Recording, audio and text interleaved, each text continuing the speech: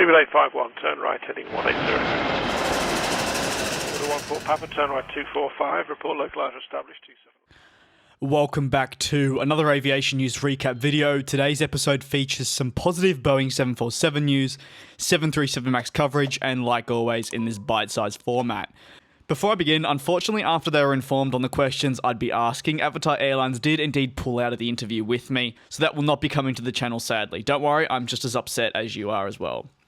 Beginning with the Boeing 747, British Airways recently said goodbye to all the remaining Boeing 747s with immediate effect in a move that shocked many people within the aviation industry. Not purely for the fact it wasn't an immediate retirement, but also the fact that these Boeing 747s that were retired did feature 3 special retro liveries that were applied barely a year ago. The original expectation was that these Boeing 747s would remain within the British Airways fleet for at least the next 4 years.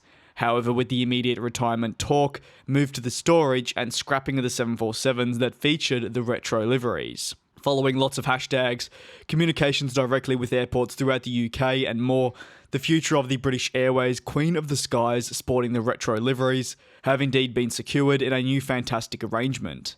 CEO Sean Doyle said, "We think they have great historical importance not only to British Airways, but to the entire aviation industry, and we are pleased that they will be reserved for future generations in locations in the UK. So, the iconic Landor livery G-BNLY is the 747 that sports that specific livery.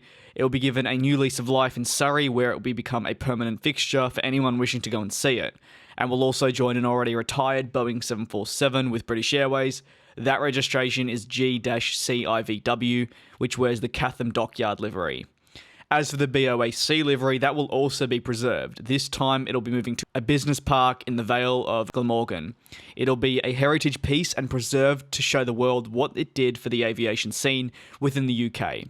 A fantastic result for aviation enthusiasts, not only around the world, but especially within the UK. The British Airways CEO Sean Doyle commented on the farewell saying, "As the final 747s leave our fleet, their departure will be an emotional moment for former and current British Airways staff, including our engineering team in Cardiff, who have lovingly looked after our jumbo jets for decades." The American Airlines Boeing 737 MAX in recent days flew for the first time publicly, if you will. Albeit it did not have customers on board, but it did have the media that reviewed the experience.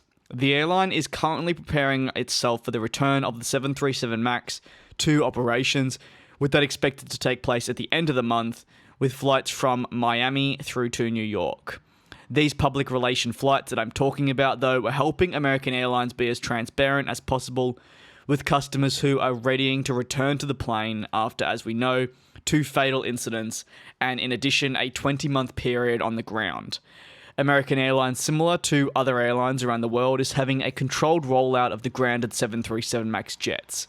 There's no point having them all return at once when currently that is simply not required. If anything, you return them to service and you are faced by the same problem, which is them being rendered useless, and they'll simply go straight back into storage, which is something no one wants, especially not American Airlines. If you have any thoughts on the 2 topics covered in today's video, do not hesitate to drop them in the comments below. And as always, thank you so much for the continued support, and I hope you have a really enjoyable festive period with your family by your side.